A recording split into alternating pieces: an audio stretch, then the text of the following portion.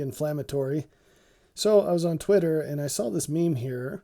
It says stages of marriage, and it has a woman and a man, and the man's sitting in a chair of some type, and the woman's doing dishes. And you can see as things progress, she gets heavier, and then he's gone in the last frame.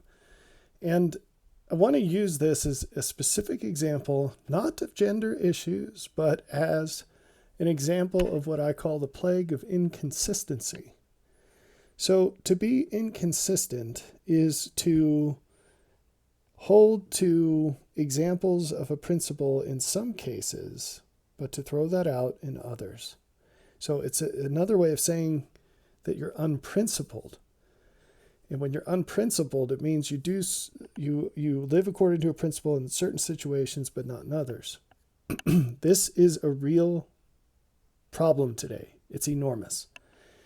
And what happens is you get people that are on their high horse preaching their ideologies in certain cases, and then when those same principles apply in other times and places, they get all angry and they'll fight you and everything else when you point out that they're inconsistent. And the thing is if you're going to stand for something strongly, you need to be consistent about that, right? Otherwise, you're not a credible person, you're not an honest person, you're not a rational person, and your opinion doesn't matter. In fact, you're probably a very harmful person, and people should keep an eye out for you because you're going to do bad things that hurt a lot of people. That's that adage, if you can convince someone to believe in, what's the word? I'm paraphrasing. If you can get someone to believe in things that are ridiculous, it's not too many steps for them to commit absurdities. If you can convince them to believe in absurdities, you can convince them to commit atrocities. And that's how these people are. Okay, so let's use this example because it's a nice specific example that happens to have some weight to it, pun intended. And I will say it can go either way, but that gets to the root of one point I wanted to make, is that there's so many complications with this. But let's just see what people say, okay? So let's look at this in the original poster here. She says, huge backstory. It's like you're looking up a recipe. My great-grandmother had 5 kids, and who cares, right? Boil it down. What does it say? Oh, I got fat as a married woman, but let me tell you why that doesn't make me a bad person. That's what this says, okay? And in her case, it's kind of cute because she says, and my husband still loves me, which is awesome, right? Let's go down further. Some of these are quite funny. Okay, this person says, oh, I didn't understand. I thought that he died, and then she felt like she could let herself go. A lot of people are ragging on the husband in the meme.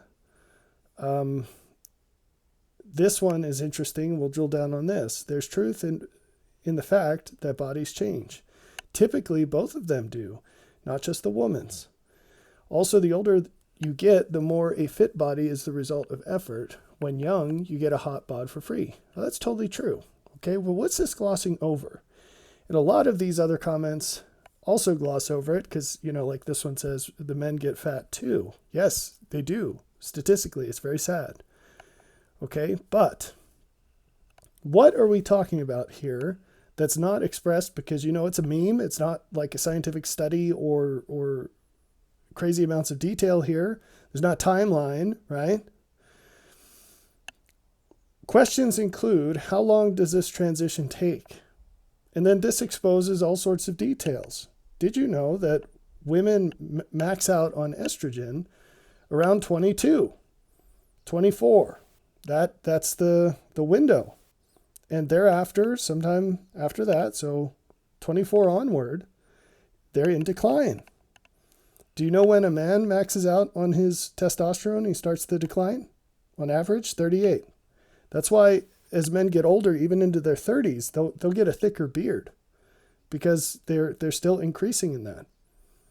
And again, this is glossing over even more details because there are differences. You can't just say estrogen and testosterone. There are sub differences to that. Okay, that change as well. But boiling into one thing, women max out around 24, men at around 38. And so a lot of men experience this transition very quickly.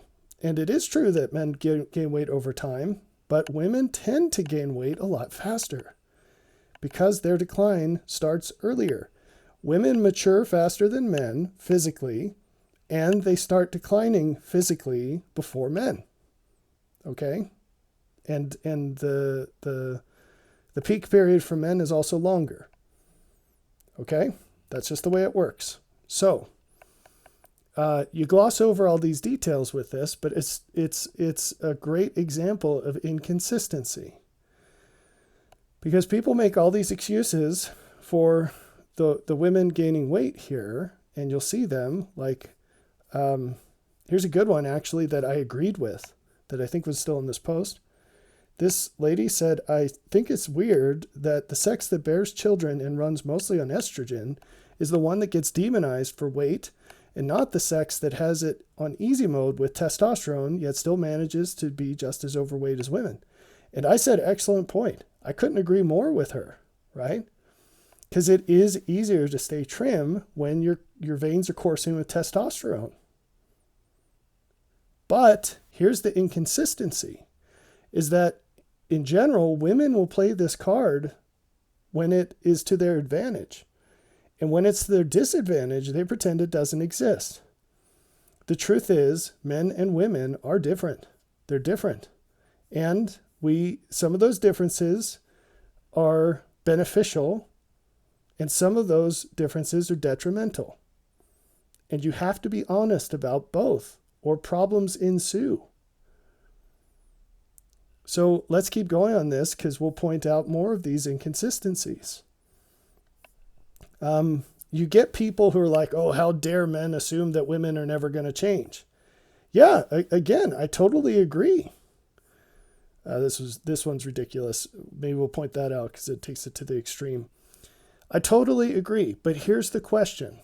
It's called informed consent. Here's the version where the guy gets fat too. Informed consent. And you could take this either way. Like I said, you could reverse the meme. Okay? It's not about the direction. It's about the inconsistency. So if you had informed consent, then in this case, let's go with this case. This is the average American situation. Do both of these people fully expect that they're both going to get fat? And do they both expect it in the timeline that's close to reality? Or when they're dating, are they expecting to look like this forever? In other words, I'm going to flip this around, because you might hear that and say, well, no reasonable person would expect that. Oh, yeah? Let's say that this woman here, right at this time when they get together, that she's a 9. Let's just throw that out there on the 10 scale. And let's say the guy is a 9 or a 10. He's probably going to be a 10 because women usually marry up. And this is just looks, but we're just isolating this because we're talking about a meme. We're just simplifying it, okay? We're not talking about his success in life, all these other things, his character. So let's say she's a 9 on the 10 scale and he's a 10. Is she dating him based on the assumption that one day he's going to be a whatever this is, a 1 or a 2? And is he dating her on the assumption that one day she's going to be a whatever this is? No, they're not. Now, I'll tell you, in modern times, guys are expecting this far more than they used to, because you have to look at the averages, right? But this woman thinks she's going to be a 9 forever. Most women have enormous inflated self-worth when it comes to looks. And so either you can think of yourself as a permanent whatever you are now, or you can say all people get old and fat. But you can't flip back and forth depending on whatever gets you the most in the moment. That's the inconsistency. Do you understand? So if this woman as a 9 is thinking I'm going to be fat one day, and she dates a 5 who has a really solid job and is a really good guy, that's awesome. And she says to him, I'm going to be fat one day. And I hope you still love me for who I am. And he's like, yeah, cool, whatever. You look really good now and whatever. That's just part of getting older. Then that's informed consent. You get it? And that's being honest about things. It's deceitful to think of yourself as a perma 9 because you happen to be a 9 right now, and then also go on social media in 5 years because you've gained 50 pounds or 100 pounds and say, oh, this is so ridiculous. Why do men just expect for women to stay thin forever? Well, informed consent. Were you upfront about your intention of letting yourself go or not? Right? So, we get on to some more in this example, and I'm going to back this out to the general principle. This one I've seen a lot on social media lately. I also love that it leaves out the part where the man also gains weight and goes bald and didn't give birth to any kids. Okay. We already talked about men gaining weight. Fine, whatever. Let's talk about baldness. Why is it that so many women are tossing out going bald as the equivalent to them getting fat? Which of these two things can be controlled? What is a more realistic equivalent to a man going bald? Maybe it's a woman getting saggy. That also happens. Now let me ask you, because she can't control that, right? It's just going to happen as part of life as you get older. Now, in both cases, our expectations in society have been corrupted by plastic surgery. So nearly every rich and famous male gets hair transplants today. It's an extremely common thing. Go look at pictures of Elon Musk. Go look at pictures of the President of the United States. Almost all these guys have had hair transplants. It's a very minor procedure these days because it's so common and they've advanced it that much. It doesn't really cost a whole ton of money. If you're a successful person in life, as far as how much money you're making, it's a small fraction to go get that done. Same thing with plastic surgery on breasts. Okay. That doesn't mean that it's a good thing to do or that, that's a separate question. I was making plenty of money for years and years after I lost some of my hair, and that's not something that's ever interested me. And the female version, I personally, I really don't like the idea of my wife getting any kind of plastic surgery. And I certainly wouldn't encourage any of that. That's just me, right? But I can make an argument for that, but that's sort of all beside the point. The equivalent of going bald is not women getting fat. That happens for one reason: eating too much food. Now, it's absolutely correct to state that and someone said this on here, a lot of attractive people get that just from being young. And that goes away with time. It gets harder. And there's some things that you can help, and there's some things you can't help. You can't help it if your hair is turning gray. You can't help it if your hair is falling out, outside of some weird condition, right? And it just so happens that that's the case. You can't help it when your body's getting saggy if it's not from being fat and then losing weight, which that is a choice. So now let me ask you this. How would women on social media react if men talked about saggy female bodies as often as women talk about men going bald, as if it's an elective decision? So that is inconsistent, isn't it? It's dishonest, right? And it doesn't matter how you feel about those things. I personally don't care about guys going bald. And my opinion on this also doesn't matter because I'm not attracted to men. But I have no problem with the fact that I have less hair than I used to. I couldn't care less, right? Doesn't bother me at all. So it's about consistency here. And there are a whole lot of examples like this where people aren't consistent. Like if you want to say, hey, men and women should be treated equally across the board. Okay, fine. What comes with that? What has to come with that?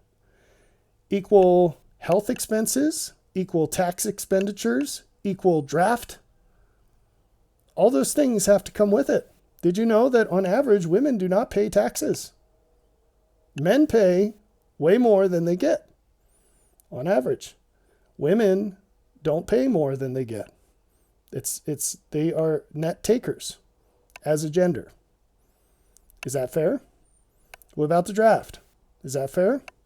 This discussion was going on when female roles in the military were being debated on whether those should expand. The expansion of female roles in the military is being debated. Well, women don't have to register for the draft. Men do. Is that fair? If you're out there crying for women to get more of the benefits that men receive, are you also out there crying for women to pay the same prices that men pay? And if you're not, you're an inconsistent, irrational, dishonest person. And you should change so that lines up in either direction, right? In either direction. So, we could keep going on this, but I think you get the point. There are some other really funny quips on this, like one of them says, my problem is, why is there a chair in the kitchen? So, yeah, there's some funny ones on here. Now let's back this out to a more general thing and not about gender roles. When you see people going around crying slogans like follow the science, how consistent are they in applying that principle to the rest of their life? Is it just that they're saying what conveniently aligns with what their real motive is, which is to push a specific point, and they're hiding behind the pretense of principle? Yes, it is. How can you tell? These people who cry, follow the science, follow the science. First off, have they ever read the science? Have they ever looked up any paper ever? But more specifically, have they done the research required to claim that this is the most rational consensus of the published literature? Or are they just echoing something that someone told them? But moreover, how do those same people react when you say something like, hey, maybe as a society we shouldn't support life decisions where 40% of the people who make those choices end up killing themselves? Like, that sounds pretty scientific to me, right? Isn't that rational? That something that ends in self-destruction 40% of the time shouldn't be supported? Could it be called good? And yet those people will eviscerate you if you make that point. So either follow the facts or don't. But don't claim you're following the facts only when it's to support something that has nothing to do with the facts. It's just if you believe it and you will grasp for anything that supports you. In that case, even if it proves that you're a hypocrite because you don't apply it evenly. What about equality? People scream for equality, equality, equality. Now, they don't specify that what they mean is equality of outcomes, which is very different than actual equality, which is equality under the law, or as I like to say it in writing it in crayon so no one can misunderstand, I like to say equal access to consequences. Equal access to consequences is true equality. But these guys like to use the word equality when they're talking about equality of outcome. All right, how does that work when you also want credit for the good things that you do? Because at the end of the day, equality of outcomes has to mean that we are going to differentially ignore the merit of some people. That's absolutely required to have equality of outcomes. The only way you can have equality of outcomes is if you ignore the meritorious contribution of some people, which by definition is not very equal, is it? So you can't cry for equality and then also want the good things that you do to be recognized. Now, let me give you an example of this. There are many female and non-white doctors that are amazing. There are many, many, many of them, okay? I'm talking about medical doctors. However, the DEI initiatives of medical schools have been so extreme in the past few years that now Women and minorities are admitted into med school on something like 50% lower MCAT scores than white males. Think about that. So what they're doing is creating an environment where the assumption is if you don't have a white male doctor, that doctor scored lower on the entrance exams to get into med school, and therefore is of lower merit, unless they change their tune during med school, which if you talk to some people that run med schools is not happening. So that's not equality, because if you do things like that, you're going to end up with unintended consequences that are very poor, right? And then we could do the same game for crying for justice. Justice, justice, justice. Okay, fine. Cry for justice. And hey, I'm actually on board with you. If there were a button we could press and everything becomes exactly just right now, I would be highly inclined to push it. I wouldn't push it right this second for reasons I don't want to get into, but in the near future, I'd be all over it. So why do those same people also want all kinds of mercy for the bad choices they've made in the past? Because they're hypocrites. They're hypocrites. You can't have both. It's one or the other. So, I hope that this sheds a little bit more light on the plague of inconsistency. Now, one of the battlefields is, in fact, gender roles. It's a huge thing, and it's so annoying to see every single day. And I'll tell you, the people who are winning in that battle are women. It's a Pyrrhic victory because they're cutting their own legs off. But this is one reason that so many men are feeling disenfranchised right now, because it's all one-sided. It's like the arguments are being made not rationally, but just under the color of rationality. And it's all in one direction. And I'm telling you that there are a lot of people getting sick and tired of it. And things like this, posts like this go out there. And I'm telling you, it doesn't matter how many people jump on here and affirm this. There are a whole lot of guys that are just rolling their eyes and saying, yeah, whatever, enjoy being old and single, because it's just not worth it anymore. And more men are feeling that way. And you can call those men names. You can say, oh, these are just incels, yada, yada, whatever. But there are a lot of high quality men among them. And this is part and parcel with women saying, where are all the good men? What happened to all the good men? This is what happens to them. You've created a situation where the risks are not worth the costs. And that's increasingly the case, okay? It used to be that, yes, men did expect for women to get heavier through marriage, because guess what? It does get harder and harder to keep the weight off as your estrogen declines, as you have more kids. Those are overlapping factors. But it also used to be the case that women knew that and expected it, and looked for a guy knowing full well that the clock was ticking, and eventually, she was going to morph into something approximating a refrigerator. But that's not the case anymore. They really think they're going to stay nines. First off, they think they're nines and tens. Every woman thinks she's a 9 and a 10 today. And they think they're going to stay that way forever. And if you scroll here, you'll see so many women saying, yeah, I couldn't believe, I'm 40 plus now. I couldn't believe I was going to change like this. But here's why that's okay. Yeah, well, you see the difference. Historically, women knew going into this. And they weren't raging about how women should be treated exactly the same at work, even though, on the other hand, while saying that out one side of their mouth, you see all these women also saying we should get 1 week of paid vacation every month for our periods, because it's really hard to keep up performance during that week. You just don't feel like going to work. Okay, fine. Choose one of those two things, because you can't have both of them. Or we want, 1 year of paid leave after every baby we have. Okay, fine. But understand that means you're disqualified for many, many jobs, and you're going to get paid less. right? And these are things you're not allowed to say, but they need to be said.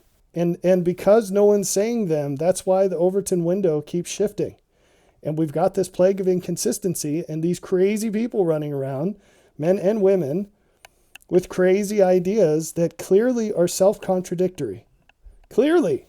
It's dishonest, it's hypocritical, it's evil, and it has to stop. So the only way it's going to stop is if more people start calling this nonsense out in public. Food for thought.